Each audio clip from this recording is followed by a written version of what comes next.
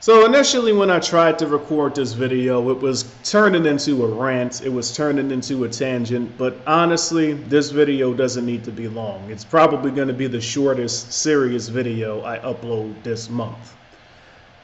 Somebody left a comment talking about depression and mental health and medication, and to be quite frank with you, I think all that needs to be said at this point is that going to the people that gave you poison in the first place for a cure is stupid. Why, as babies, do you spit out the medication that your parents give you? Why, as babies, do you find ways to try to avoid taking medicine? You spit it in the toilet when your parents aren't looking after you pretend like you swallow it. You fucking chuck the pills in the back of the bed. Like, why, as children, we don't know anything about science yet, but why, as children, do we take everything in our power to avoid taking these medications? Going to the people that poisoned you in the first place for a cure is fucking stupid. And to be perfectly honest, I don't need to say anything else other than that. I mean, there's been extensive research done now by independent parties on what each of these individual chemical compounds found in medicine does, and the general consensus is the same.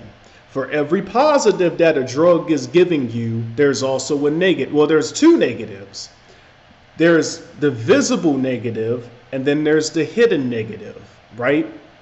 A visible negative, if you take a Tylenol, your blood is going to thin, because that's how you're not feeling the headache anymore in the first place. Your blood is getting thin, there's less blood going to the brain, etc., etc. That's a visible negative. An invisible negative is if you keep taking this shit, all kinds of long-term problems will begin to happen to you. And with some stronger medication, it gets to the point where the more you take the shit, the more your body depends on it, because it's shutting down your natural defense mechanisms, okay? An obvious example would be growth hormone 2. But an obvious example would be testosterone and insulin, right? A lot of bodybuilders take both, a lot of diabetics take both. And what these stupid fucking doctors don't tell you, either intentionally because they're trying to make money off of you because they got student loan debts in the hundreds of thousands, they got doctor's insurance in the hundreds of thousands, you know what I'm saying? They got to make money. Or accidentally because they think they're doing you good when they're really doing you harm, right? But what these stupid fucking doctors don't tell you is that when you put synthetic chemicals, synthetic hormones in your body, what is it doing? It's shutting down your natural production. All the bodybuilders are trying to get people to become drug addicts and get on TRT and be reliant on synthetic drugs forever, right? Diabetics, they're reliant on synthetic drugs forever. The Travis fucker that I blocked, this dude went cold turkey, man. He tried to just YOLO stop taking all his insulin at once, and he almost had a coma. I'm like, Travis, buddy, drop it. 1 cc, what's the unit of measurement for insulin? IU. I'm like, Travis, buddy, drop it 1 IU a month. Do it slowly. If you're at 20, go to 19, then 18, then 17, and you do this over the course of years. You don't just YOLO and go cold turkey. You don't get because you've been on the shit since you were born. So if you want your body to start naturally producing the shit again, you got to slowly taper down. And that's if your body can even recover from it in the first place. And I know some people are going to comment on the video saying that I'm insane, but your ancestors didn't need synthetic fucking insulin to survive. Your ancestors didn't need synthetic fucking testosterone to survive. They had more testosterone than you do, even though you're on testosterone replacement therapy.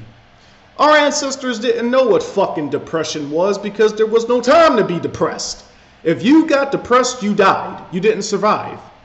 But people nowadays, because the weak are protected by society now, you got all the free time in the world to be a depressed, sad little bastard reliant on synthetic medicine because the rest of the world protects you. You can live in a Section 8 house that you don't have to pay a mortgage for. You don't have to have a job because to get like it but whatever. I'm not gonna get into a rant because that would turn into a whole tangent. Because at the end of the day, if you get it, then the first minute of this video is just a refresher. And if you don't get it, nothing I say in the video is going to help you anyways. But I will conclude this video because I want to hit the gym before people start going to the gym because I like working out when nobody's around. I'm the motherfucker. When I do my track workouts, I'm on the Towson track 2 o'clock in the morning when nobody else is on the track. I like working out alone. I don't like people bothering me, but people bother me anyways. But I digress. Going to the people that gave you the poison for a cure, going to the people that poisoned you in the first place for a cure always has been and always will be stupid. If you get it, you get it. If you don't, why the fuck are you on my channel? Peace.